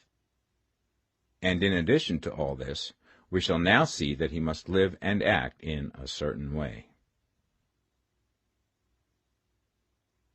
Chapter 11. Acting in the Certain Way. Thought is the creative power, or the impelling force which causes the creative power to act. Thinking in a certain way will bring riches to you, but you must not rely upon thought alone, paying no attention to personal action. That is the rock upon which many otherwise scientific metaphysical thinkers meet shipwreck, the failure to connect thought with personal action. We have not yet reached the stage of development, even supposing such a stage to be possible, in which man can create directly from formless substance without nature's processes or the work of human hands. Man must not only think, but his personal action must supplement his thought. By thought you can cause the gold in the hearts of the mountains to be impelled towards you, but it will not mine itself, refine itself, coin itself into double eagles, and come rolling along the roads seeking its way into your pocket. Under the impelling power of the Supreme Spirit, men's affairs will be so ordered that someone will be led to mine the gold for you. Other men's business transactions will be so directed that the gold will be brought toward you, and you must so arrange your own business affairs that you may be able to receive it when it comes to you. Your thought makes all things, animate and inanimate, work to bring you what you want, but your personal activity must be such that you can rightly receive what you want when it reaches you. You are not to take it as charity, nor to steal it. You must give every man more in use value than he gives you in cash value. The scientific use of thought consists in forming a clear and distinct mental image of what you want, in holding fast to the purpose to get what you want, and in realizing with grateful faith that you do get what you want. Do not try to project your thought in any mysterious or occult way, with the idea of having it go out and do things for you. That is a wasted effort and will weaken your power to think with sanity. The action of thought in getting rich is fully explained in the preceding chapters. Your faith and purpose positively impress your vision upon formless substance, which has the same desire for more life that you have. And this vision, received from you, sets all the creative forces at work in and through their regular channels of action, but directed towards you. It is not your part to guide or supervise the creative process. All you have to do with that is to retain your vision, stick to your purpose, and maintain your faith and gratitude. But you must act in a certain way, so that you can appropriate what is yours when it comes to you, so that you can meet the things you have in your picture and put them in their proper places as they arrive. You can really see the truth of this. When things reach you, they will be in the hands of other men, who will ask an equivalent for them. And you can only get what is yours by giving the other man what is his. Your pocketbook is not going to be transformed into a Fortunata's purse, which shall be always full of money without effort on your part. This is the crucial point in the science of getting rich, right here, where thought and personal action must be combined. There are very many people who, consciously or unconsciously, set the creative forces in action by the strength and persistence of their desires, but who remain poor because they do not provide for the reception of the thing they want when it comes. By thought, the thing you want is brought to you. By action, you receive it. Whatever your action is to be, it is evident that you must act now. You cannot act in the past, and it is essential to the clearness of your mental vision that you dismiss the past from your mind. You cannot act in the future, for the future is not here yet, and you cannot tell how you will want to act in any future contingency until that contingency has arrived. Because you are not in the right business or the right environment now, do not think that you must postpone action until you get into the right business or environment. And do not spend time in the present taking thought as to the best course in possible future emergencies. Have faith in your ability to meet any emergency when it arrives.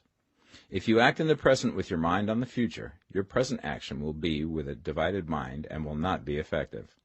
Put your whole mind into present action. Do not give your creative impulse to original substance, and then sit down and wait for results. If you do, you will never get them. Act now. There is never any time but now, and there never will be any time but now. If you are ever to begin to make ready for the reception of what you want, you must begin now. And your action, whatever it is, must most likely be in your present business or employment, and must be upon the persons and things in your present environment. You cannot act where you are not, you cannot act where you have been, and you cannot act where you are going to be. You can act only where you are. Do not bother as to whether yesterday's work was well done or ill done. Do today's work well. Do not try to do tomorrow's work now. There will be plenty of time to do that when you get to it. Do not try, by occult or mystical means, to act on people or things that are out of your reach. Do not wait for a change of environment. Before you act, get a change of environment by action. You can so act upon the environment in which you are now, as to cause yourself to be transferred to a better environment. Hold with faith and purpose the vision of yourself in the better environment, but act upon your present environment with all your heart and with all your strength and with all your mind. Do not spend any time in daydreaming or castle building. Hold to the one vision of what you want and act now. Do not cast about seeking some new thing to do, or some strange, unusual, or remarkable action to perform as a first step towards getting rich. It is probable that your actions, at least for some time to come, will be those you have been performing for some time past, but you are to begin now to perform these actions in a certain way, which will surely make you rich. If you are engaged in some business and feel that it is not the right one for you, do not wait until you get into the right business before you begin to act. Do not feel discouraged, or sit down and lament because you are misplaced. No man was ever so misplaced that he could not find the right place, and no man ever became so involved in the wrong business but that he could get into the right business. Hold the vision of yourself in the right business, with the purpose to get into it, and the faith that you will get into it, and are getting into it, but act in your present business. Use your present business as the means of getting a better one, and use your present environment as the means of getting into a better one. Your vision of the right business, if held with faith and purpose, will cause the Supreme to move the right business towards you, and your action, if performed in a certain way, will cause you to move towards the business. If you are an employee or wage earner and feel that you must change places in order to get what you want, do not project your thought into space and rely upon it to get you another job. It will probably fail to do so. Hold the vision of yourself in the job you want, while you act with faith and purpose on the job you have, and you will certainly get the job you want. Your vision and faith will set the creative force in motion to bring it toward you, and your action will cause the forces in your own environment to move you toward the place you want. In closing this chapter, we will add another statement to our syllabus. There is a thinking stuff from which all things are made, and which, in its original state, permeates, penetrates, and fills the interspaces of the universe. A thought in this substance produces the thing that is imaged by the thought. Man can form things in his thought, and, by impressing his thought upon formless substance, can cause the thing he thinks about to be created. In order to do this, man must pass from the competitive to the creative mind.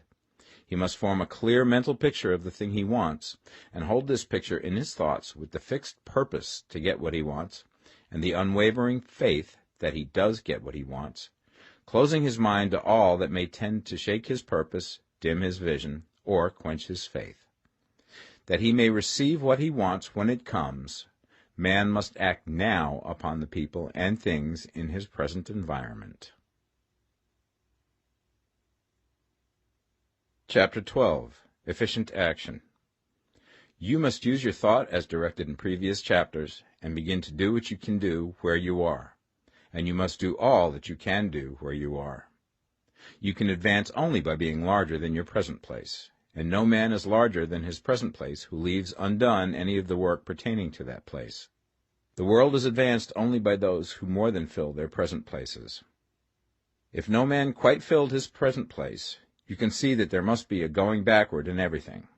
Those who do not quite fill their present places are dead weight upon society, government, commerce, and industry. They must be carried along by others at a great expense. The progress of the world is retarded only by those who do not fill the places they are holding. They belong to a former age and a lower stage or plane of life, and their tendency is towards degeneration. No society could advance if every man was smaller than his place. Social evolution is guided by the law of physical and mental evolution.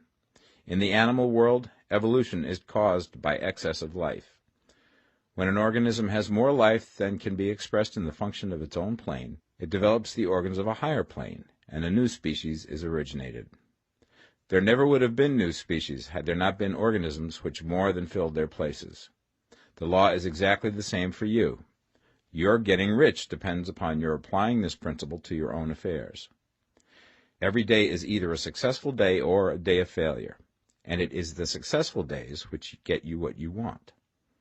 If every day is a failure, you can never get rich, while if every day is a success, you cannot fail to get rich. If there is something that may be done today, and you do not do it, you have failed in so far as that thing is concerned, and the consequences may be more disastrous than you imagine. You cannot foresee the results of even the most trivial act. You do not know the workings of all the forces that have been set moving in your behalf. Much may be depending on your doing some simple act. It may be the very thing which is to open the door of opportunity to very great possibilities. You can never know all the combinations which supreme intelligence is making for you in the world of things and of human affairs. Your neglect or failure to do some small thing may cause a long delay in getting what you want. Do, every day, all that can be done that day. There is, however, a limitation or qualification of the above that you must take into account. You are not to overwork, not to rush blindly into your business in the effort to do the greatest possible number of things in the shortest possible time. You are not to try to do tomorrow's work today, nor to do a week's work in a day. It is really not the number of things you do, but the efficiency of each separate action that counts. Every act is, in itself, either a success or a failure. Every act is, in itself, either effective or inefficient. Every inefficient act is a failure, and if you spend your life in doing inefficient acts, your whole life will be a failure. The more things you do, the worse for you if all your acts are inefficient ones. On the other hand, every efficient act is a success in itself, and if every act of your life is an efficient one, your whole life must be a success. The cause of failure is doing too many things in an inefficient manner, and not doing enough things in an efficient manner. You will see that it is a self-evident proposition that if you do not do any inefficient acts, and if you do a sufficient number of efficient acts, you will become rich. If, now, it is possible for you to make each act an efficient one, you see again that the getting of riches is reduced to an exact science, like mathematics. The matter turns, then, on the questions whether you can make each separate act a success in itself, and this you certainly can do. You can make each act a success because all power is working with you, and all power cannot fail. Power is at your service, and to make each act efficient, you have only to put power into it. Every action is either strong or weak, and when everyone is strong, you are acting in a certain way, which will make you rich.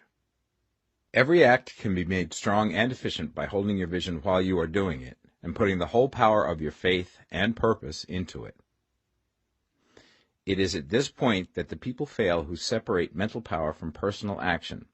They use the power of the mind in one place and at one time, and they act in another place at another time. So their acts are not successful in themselves. Too many of them are inefficient. But if all power goes into every act, no matter how commonplace, every act will be a success in itself. And as in the nature of things, every success opens the way to other successes, your progress towards what you want and the progress of what you want toward you will become increasingly rapid. Remember that successful action is cumulative in its results. Since the desire for more life is inherent in all things, when a man begins to move towards larger life, more things attach themselves to him, and the influence of his desire is multiplied. Do, every day, all that you can do that day, and do each act in an efficient manner. In saying that you must hold your vision while you are doing each act, however trivial or commonplace, I do not mean to say that it is necessary at all times to see the vision distinctly to its smallest details. It should be the work of your leisure hours to use your imagination on the details of your vision, and to contemplate them until they are firmly fixed upon memory. If you wish speedy results, spend practically all your spare time in this practice. By continuous contemplation you will get the picture of what you want, even to the smallest details, so firmly fixed upon your mind and so completely transferred to the mind of formless substance, that in your working hours you need only to mentally refer to the picture to stimulate your faith and purpose, and cause your best effort to be put forth. Contemplate your picture in your leisure hours until your consciousness is so full of it that you can grasp it instantly. You will become so enthused with its bright promises that the mere thought of it will call forth the strongest energies of your whole being. Let us again repeat our syllabus, and by slightly changing the closing statements, bring it to the point we have now reached. There is a thinking stuff from which all things are made, and which, in its original state, permeates, penetrates, and fills the interspaces of the universe. A thought in this substance produces the thing that is imaged by the thought. Man can form things in his thought, and, by impressing his thought upon formless substance, can cause the thing he thinks about to be created. In order to do this, man must pass from competitive to the creative mind. He must form a clear mental picture of the thing he wants, and do, with faith and purpose, all that can be done each day, doing each separate thing in an efficient manner. Chapter 13. Getting into the right business. Success in any particular business depends for one thing upon your possessing in a well-developed state the faculties required in that business. Without good musical faculty, no one can succeed as a teacher of music. Without well-developed mechanical faculties, no one can achieve great success in any of the mechanical trades. Without tact and the commercial faculties, no one can succeed in the mercantile pursuits. But to possess in a well-developed state the faculties required in your particular vocation does not ensure getting rich. There are musicians who have remarkable talent and who yet remain poor. There are blacksmiths, carpenters, and so on who have excellent mechanical ability, but who do not get rich. And there are merchants with good faculties for dealing with men who nevertheless fail. The different faculties are tools. It is essential to have good tools, but it is also essential that the tools should be used in the right way. One man can take a sharp saw, a square, a good plane, and so on, and build a handsome article of furniture. Another man can take the same tools and set to work to duplicate the article, but his production will be a botch. He does not know how to use good tools in a successful way. The various faculties of your mind are the tools with which you must do the work which is to make you rich. It will be easier for you to succeed if you get into a business for which you are well equipped with mental tools. Generally speaking, you will do best in that business which will use your strongest faculties, the one for which you are naturally best fitted. But there are limitations to this statement also. No man should regard his vocation as being irrevocably fixed by the tendencies with which he was born.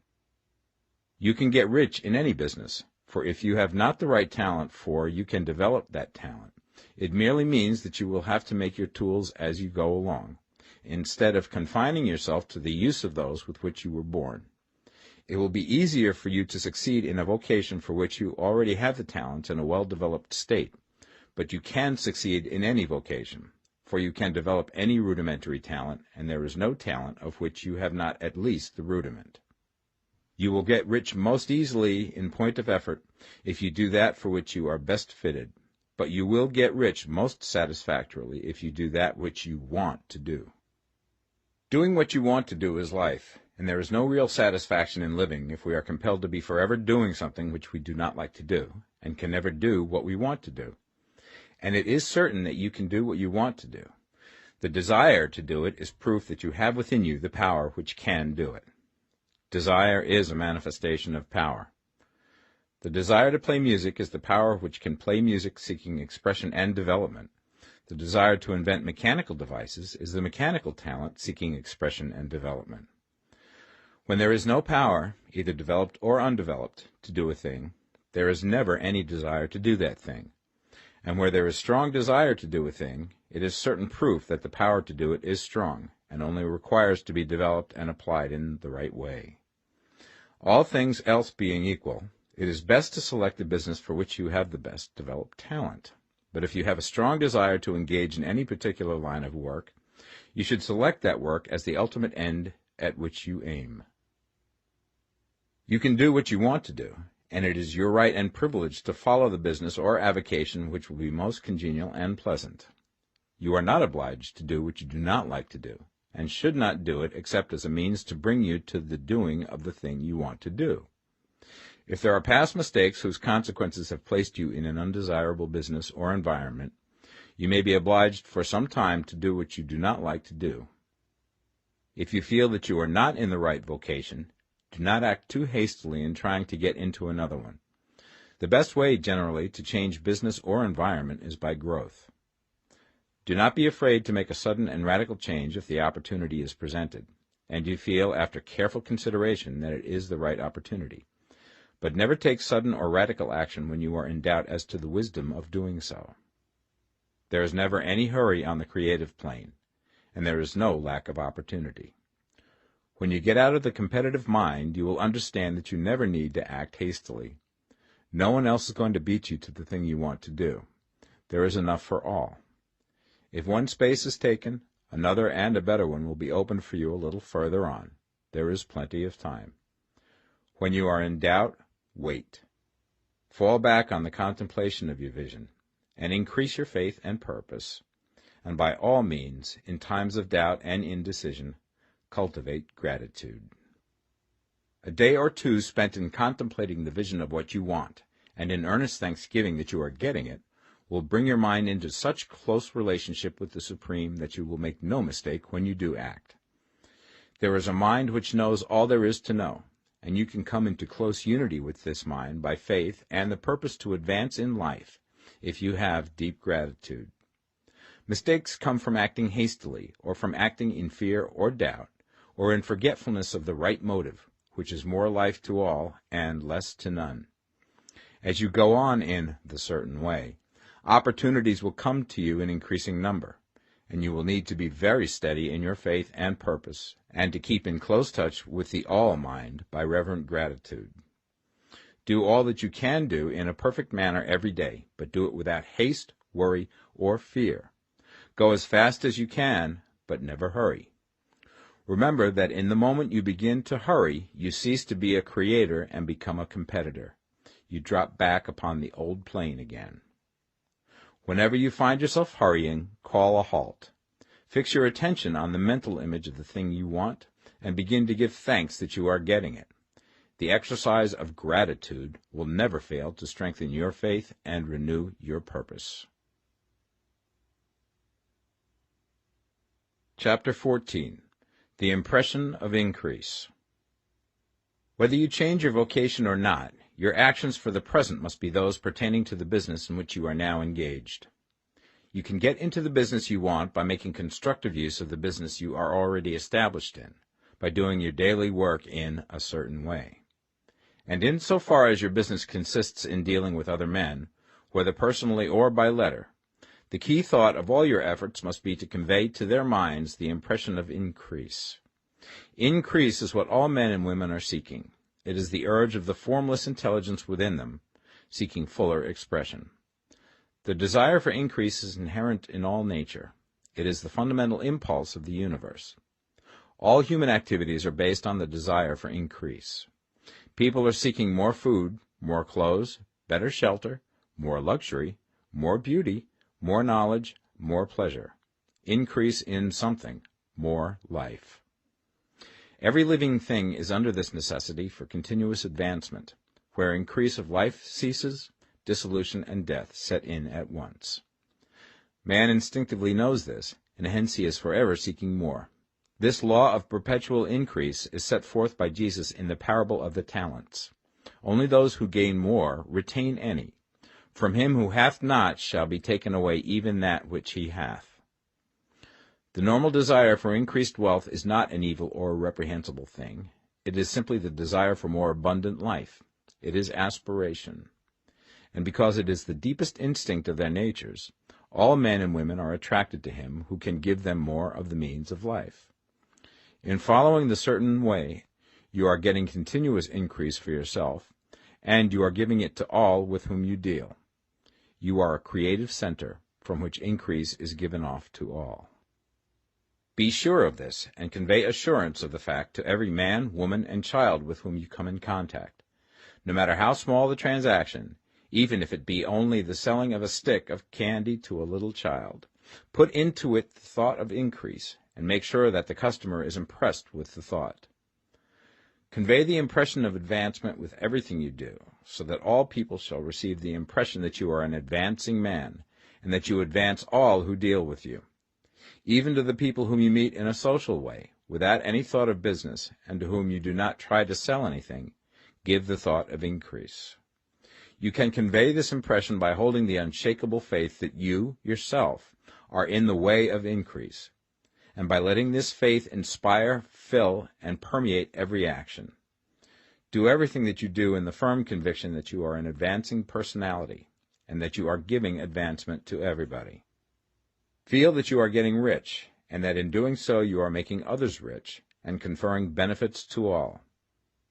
Do not boast or brag of your success, or talk about it unnecessarily. True faith is never boastful. Wherever you find a boastful person, you find one who is secretly doubtful and afraid. Simply feel the faith, and let it work out in every transaction. Let every act and tone and look express the quiet assurance that you are getting rich, that you are already rich. Words will not be necessary to communicate this feeling to others. They will feel the sense of increase when in your presence, and will be attracted to you again. You must so impress others that they will feel that in associating with you they will get increase for themselves. See that you give them a use value greater than the cash value you are taking from them. Take an honest pride in doing this, and let everybody know it, and you will have no lack of customers. People will go where they are given increase, and the Supreme, which desires increase in all, and which knows all, will move towards you men and women who have never heard of you. Your business will increase rapidly, and you will be surprised at the unexpected benefits which will come to you. You will be able from day to day to make larger combinations, secure greater advantages, and to go on into a more congenial vocation if you desire to do so. You must never lose sight of your vision of what you want, or your faith and purpose to get what you want. Let me here give you another word of caution in regards to motives. Beware of the insidious temptation to seek for power over other men. Nothing is so pleasant to the unformed or partially developed mind as the exercise of power or dominion over others. The desire to rule for selfish gratification has been the curse of the world. For countless ages, kings and lords have drenched the earth with blood in their battles to extend their dominions, this not to seek more life for all, but to get more power for themselves. Today, the main motive in the business and industrial world is the same. Men marshal their armies of dollars and lay waste the lives and hearts of millions in the same mad scramble for power over others. Commercial kings, like political kings, are inspired by the lust for power. Jesus saw in this desire for mastery the moving impulse of that evil world he sought to overthrow. Read the 23rd chapter of Matthew and see how he pictures the lust of the Pharisees to be called master, to sit in the high places, to domineer over others, and to lay burdens on the backs of the less fortunate.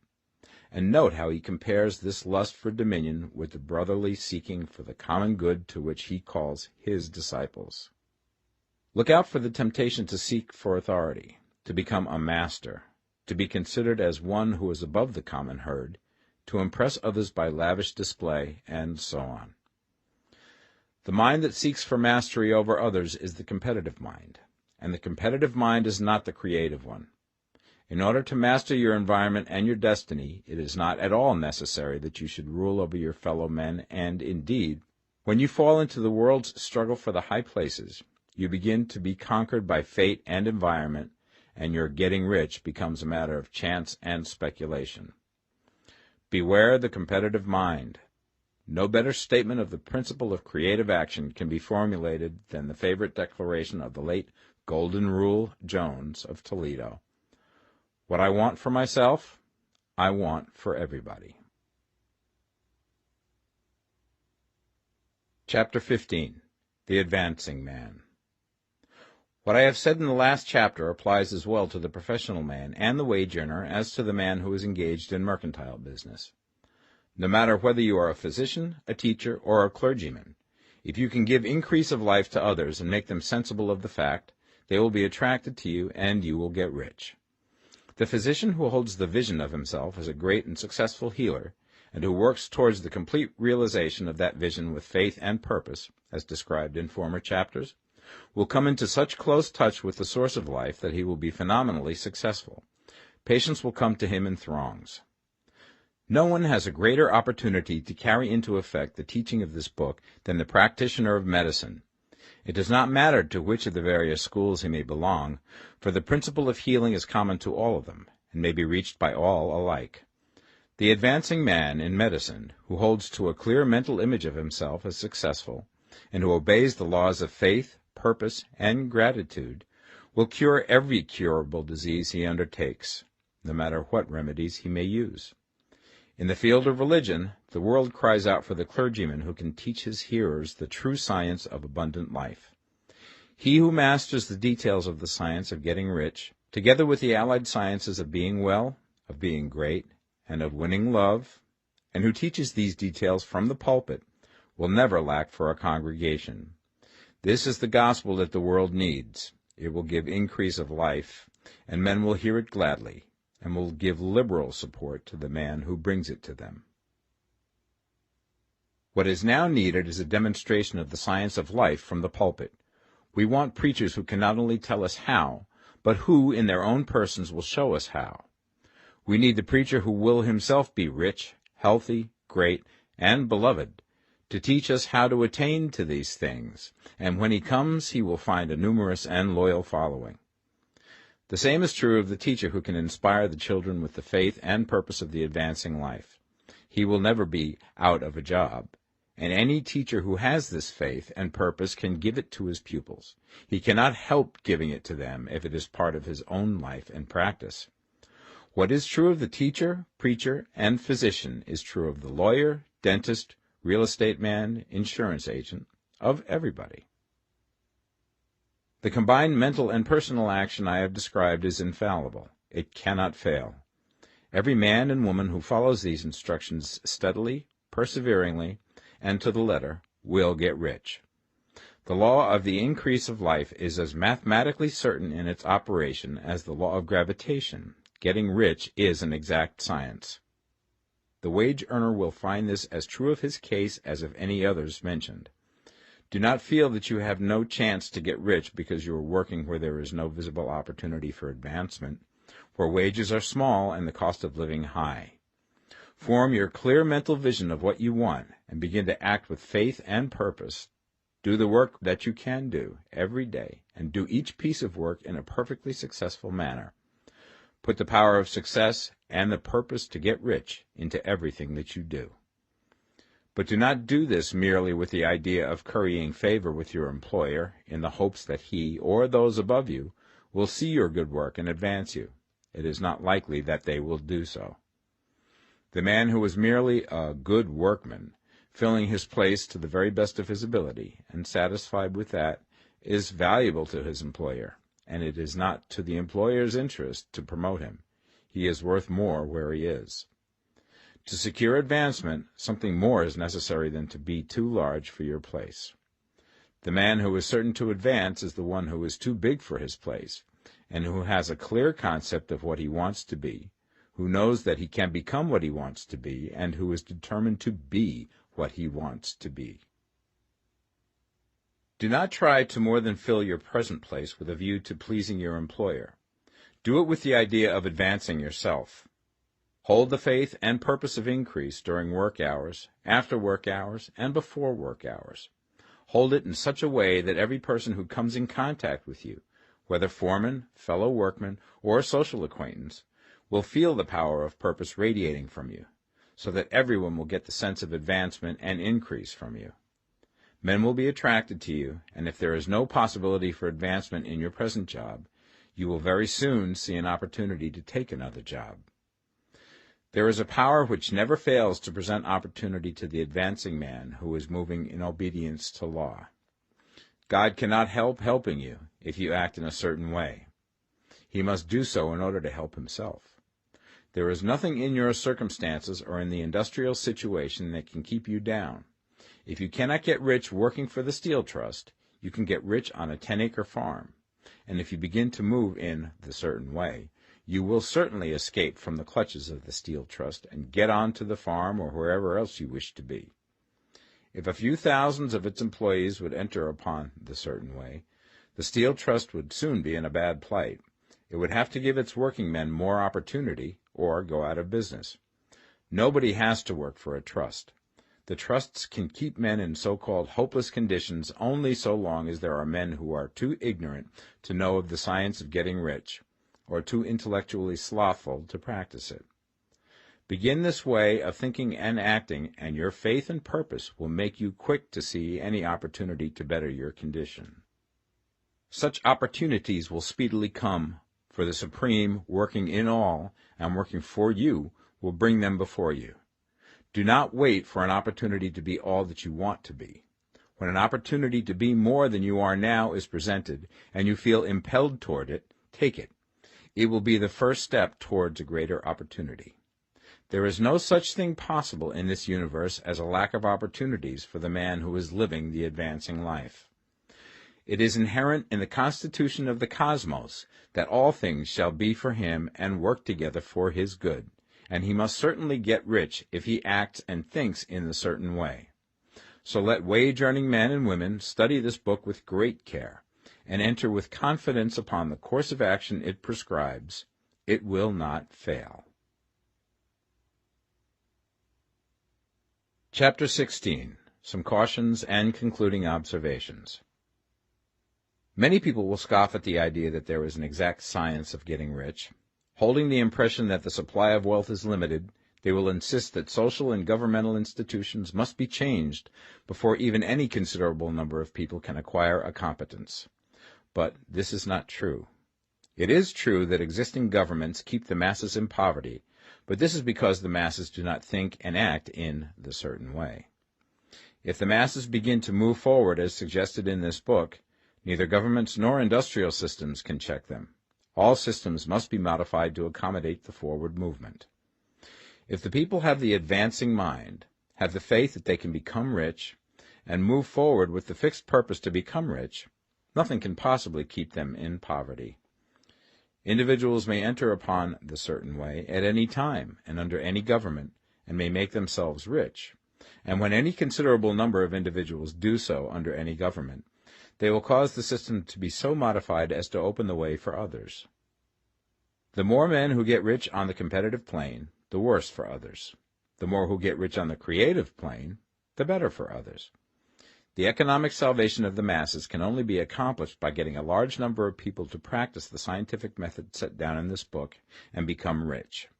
These will show others the way and inspire them with a desire for real life, with the faith it can be attained, and with the purpose to attain it. For the present, however, it is enough to know that neither the government under which you live nor the capitalistic or competitive system of industry can keep you from getting rich. When you enter upon the creative plane of thought, you will rise above all these things and become a citizen of another kingdom. But remember that your thought must be held upon the creative plane. You are never for an instant to be betrayed into regarding the supply as limited, or into acting on the moral level of competition. Whenever you do fall into old ways of thought, correct yourself instantly, for when you are in the competitive mind, you have lost the cooperation of the mind of the whole. Do not spend any time in planning as to how you will meet possible emergencies in the future, except as the necessary policies may affect your actions today. You are concerned with doing today's work in a perfectly successful manner, and not with emergencies which may arise tomorrow. You can attend to them as they come. Do not concern yourself with questions as to how you shall surmount obstacles which may loom upon your business horizon, unless you can see plainly that your course must be altered today in order to avoid them. No matter how tremendous an obstruction may appear at a distance, you will find that if you go on in the certain way, it will disappear as you approach it, or that a way over, through, or around it will appear. No possible combination of circumstances can defeat a man or woman who is proceeding to get rich along strictly scientific lines.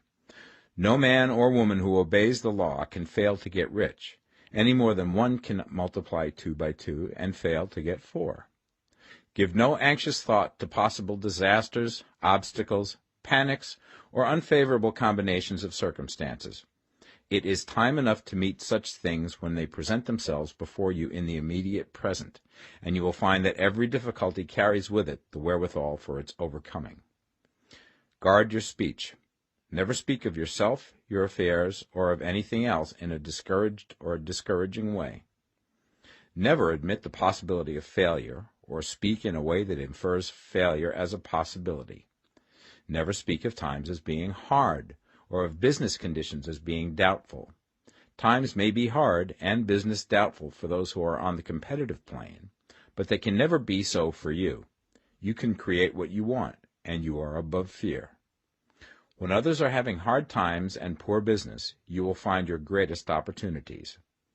Train yourself to think of and to look upon the world as a something which is becoming, which is growing, and to regard seeming evil as being only that which is undeveloped. Always speak in terms of advancement. To do otherwise is to deny your faith, and to deny your faith is to lose it. Never allow yourself to feel disappointed. You may expect to have a certain thing at a certain time, and not get it at that time, and this will appear to you like failure. But if you hold to your faith, you will find that the failure is only apparent. Go on in the certain way, and if you do not receive that thing, you will receive something so much better that you will see that the seeming failure was really a great success. A student of this science had set his mind on making a certain business combination which seemed to him at the time to be very desirable. and he worked for some weeks to bring it about. When the crucial time came, the thing failed in a perfectly inexplicable way. It was as if some unseen influence had been working secretly against him. He was not disappointed. On the contrary, he thanked God that his desire had been overruled, and went steadily on with a grateful mind. In a few weeks an opportunity so much better came his way that he would not have made the first deal on any account, and he saw that a mind which knew more than he knew had prevented him from losing the greater good by entangling himself with the lesser. That is the way every seeming failure will work out for you, if you keep your faith, hold to your purpose, have gratitude, and do, every day, all that can be done that day, doing each separate act in a successful manner. When you make a failure, it is because you have not asked for enough. Keep on, and a larger thing than you were seeking will certainly come to you. Remember this. You will not fail because you lack the necessary talent to do what you wish to do. If you go on as I have directed, you will develop all the talent that is necessary to the doing of your work. It is not within the scope of this book to deal with the science of cultivating talent, but it is as certain and simple as the process of getting rich. However, do not hesitate or waver for fear that when you come to any certain place you will fail for lack of ability. Keep right on, and when you come to that place, the ability will be furnished to you.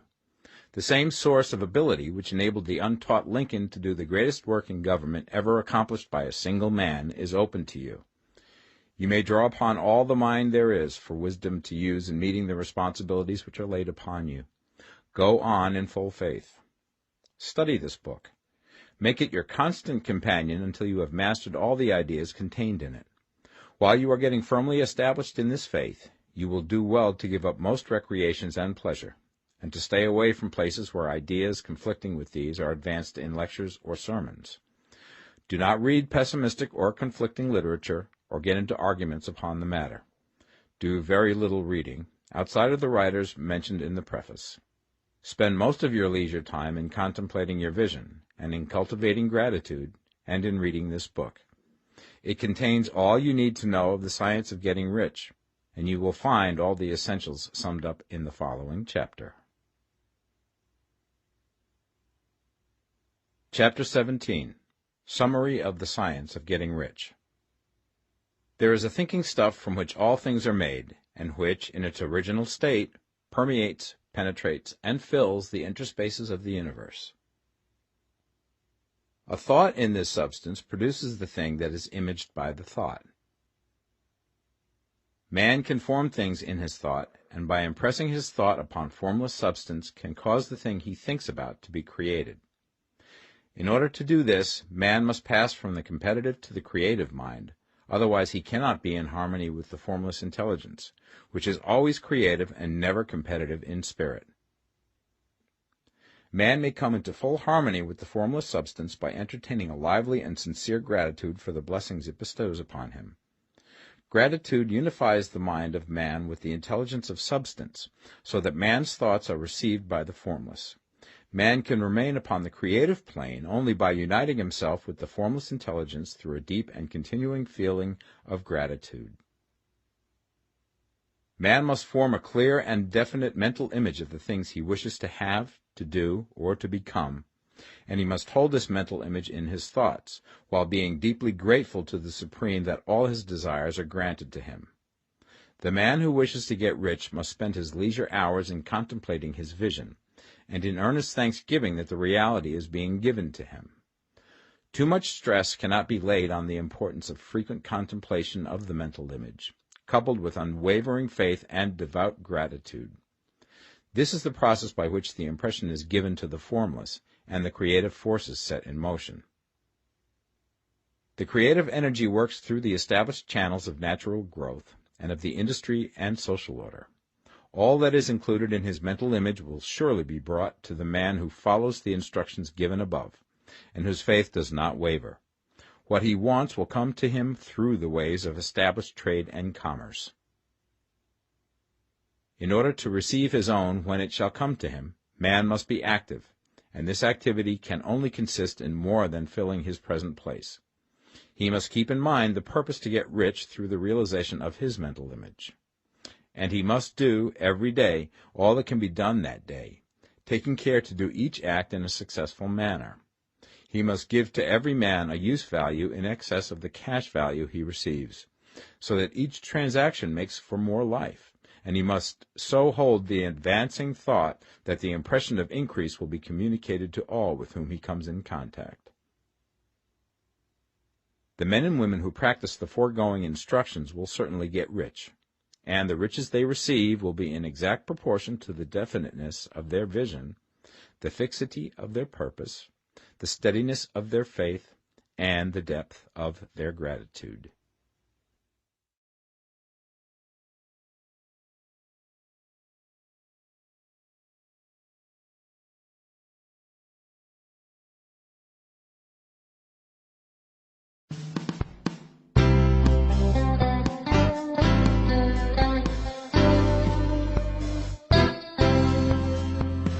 The Science of Getting Rich by Wallace D Wattles.